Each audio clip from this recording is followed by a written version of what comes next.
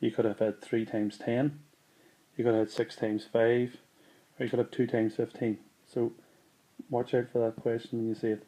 It's about square tiles. So those are the answers. 1 times 63, 3 21s are 9 sevens. Okay, and bear in mind you've got a calculator, so just go through your numbers till you find numbers that give you 63. Okay, now question 7. 700 people arrive at a bus station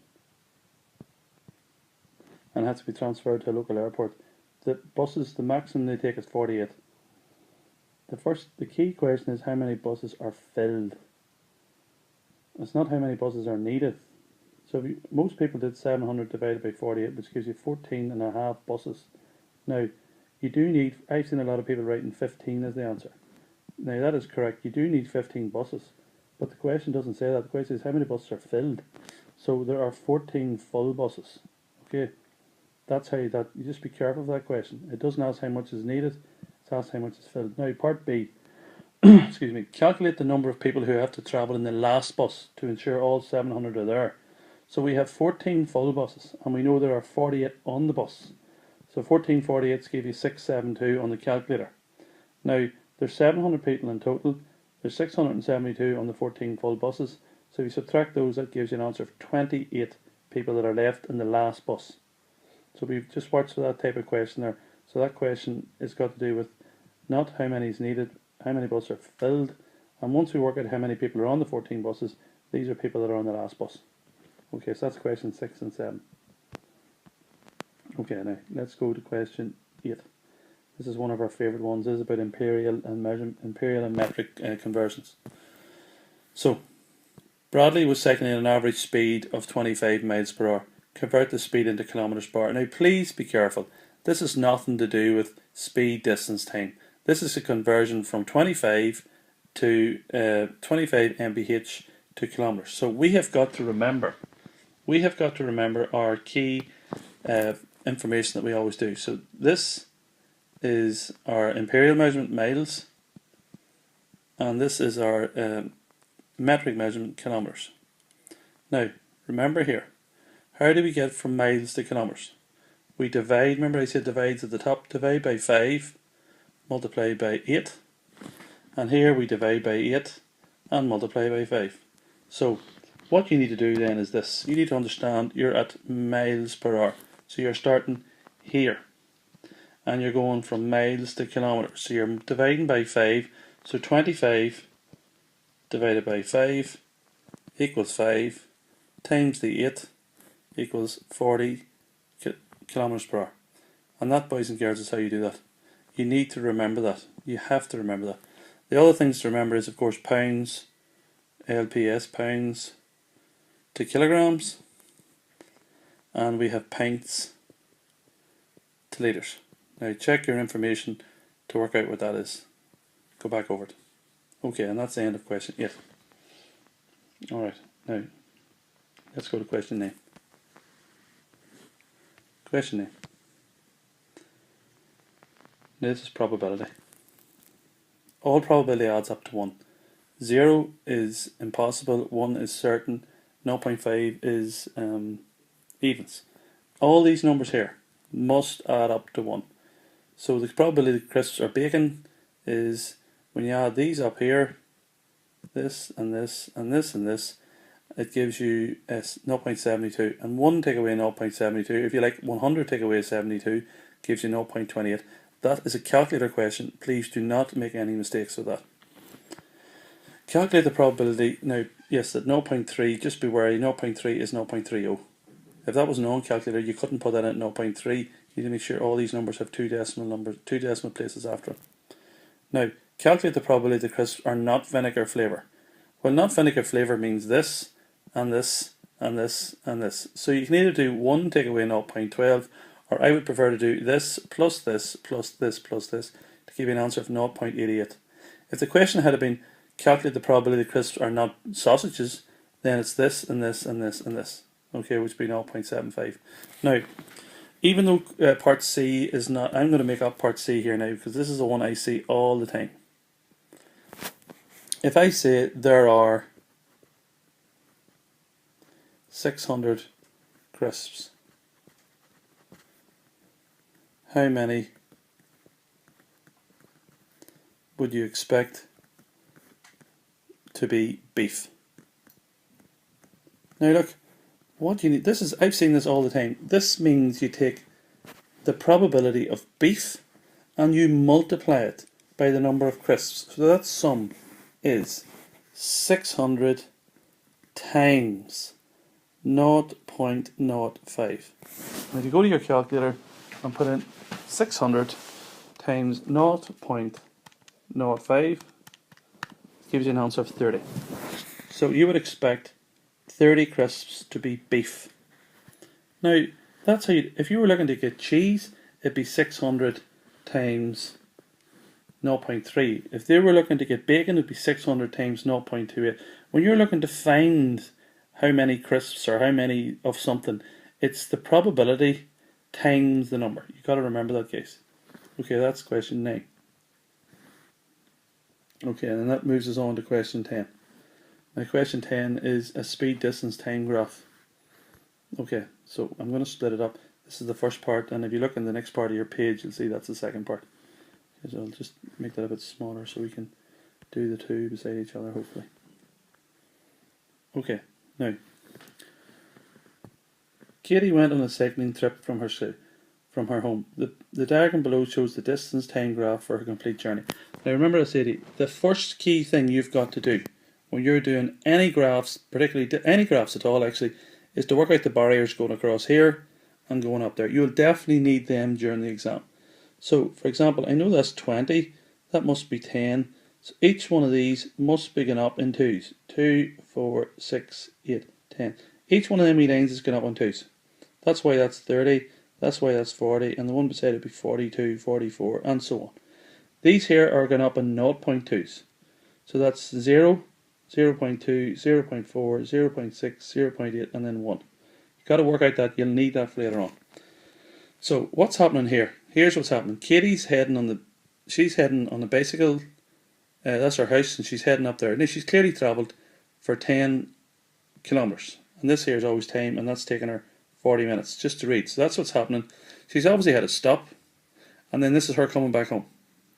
Okay, just if you look at the graph, what part of the graph is she going the fastest? Well, clearly the fastest is always the steepest. So she's going faster here than she is going there. It's clearly the fastest is steepest. Okay. Now question A, what is meant by the horizontal line? Probably she stopped. She stopped for a break, she stopped for a puncture, she stopped, whatever. She must have stopped.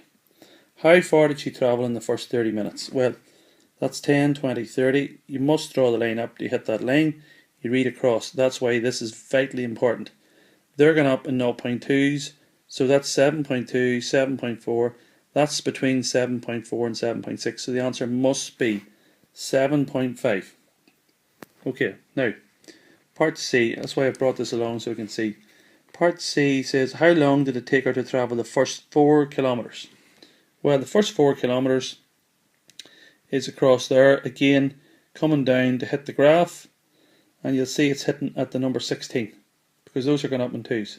So that's got to be accurate, you have to have 16. Where was Katie after 120 minutes? Well, 120 minutes is here, so lo and behold, she's up, take a break, she's home. So 120 minutes, 2 hours, she's back home. Now, here we go. What was the average speed for the first 30 minutes? Now, the average speed for the first 30 minutes. Well, you can of course do our graph.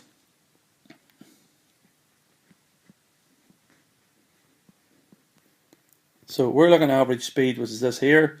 So it's distance divided by time. Now the distance for the first 30 minutes is 7.5. So that's 7.5 divided by time, which is 30. Now 7.5, 30 is 0.5. Now remember I told you to get rid of decimals, you multiply that by 2. So that's 15 divided by 1, which gives you an answer of 15. Okay, and that's quite a tricky question, but that's the answer, 15. Now, question... Let me get rid of that. Okay, now, question F. At what stage of the trip was she travelling at the fastest average speed. So that's the fastest. So the answer is the first stage, because that's the steepest line. That's the steepest line, so that's the fastest part. Now, this is the key question here. After how many minutes had she travelled at a distance of 14 kilometres? Now, after how many minutes had she travelled a distance of 14 kilometres? Well, let's look at her distance here. So this here is her up to 10 kilometres, which takes her 40 minutes. Then she's had a break, which takes her to 60 minutes. So she's still only travelled 10 kilometres. She's still another 4 to find. So another 4 kilometres takes her down from 10 to 6. Okay, so that's at this reading here, at that reading there, that's her 14 kilometres. 10 and her 4. So you'll see here at that point there, I've drawn a line down and I've seen that that's 84 minutes. That's how she travels 14 kilometres. If you wanted to find if she travelled 12 kilometres, that's the 10. And then here's another 2. So that would be her reading at 10 kilometres. If you wanted to find out what she done in 15, 10, and then 5, which is there. So that's how you use the distance speed time graph for them questions. Okay, hopefully that was useful. The key thing to remember for any graphs to do with time or anything, or any particular graph, is to work out the barriers here and here. You will definitely need them for the questions. Okay, that's questions 6 to 10. In the next video I'll finish the rest of the questions for that paper. Thank you.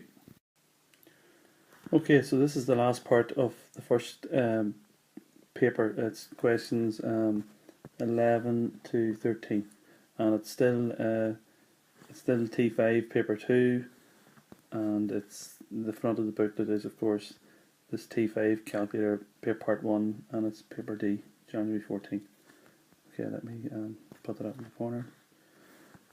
Get rid of that and get the first 2 questions out, which are probabilities. So question 11 is a probability question, and this is the top of the next page. Just make that smaller. Okay. So here we've got an octagon, and it's got 8 numbers. 1, 2, 3, 4, 5, 6, 7, 8. Okay, it's got 8 numbers. And you have to really fill in this probability line. And this is 0, which is impossible. This is 1. You can see you need to break them into 8s. 1, 2, 3, 4, 5, 6, 7, and then that's 8 over 8. So when you're counting probability, you don't include this line, but they're all broken into 8s. I think that's the key thing to know. Okay, that's the half, 4 over 8, that's the 1, and that's the 0. So the probability of the spinner landing on the number 10, well, 10's impossible, 10's not there, so that has to be 0. But you must write down the letter, which is A. You wouldn't write down 0. Part 2. The probability of the spinner landing on an even number. Well, an even number is the numbers 2, 4, 6, 8. So there's 4 of those. That's 4 over 8, which is a half, which is E. Now, it doesn't mean E for even. That's just E because it's E. Alright? The probability of a spinner landing on the number 3. Well, how many 3's is there? There's just one of them.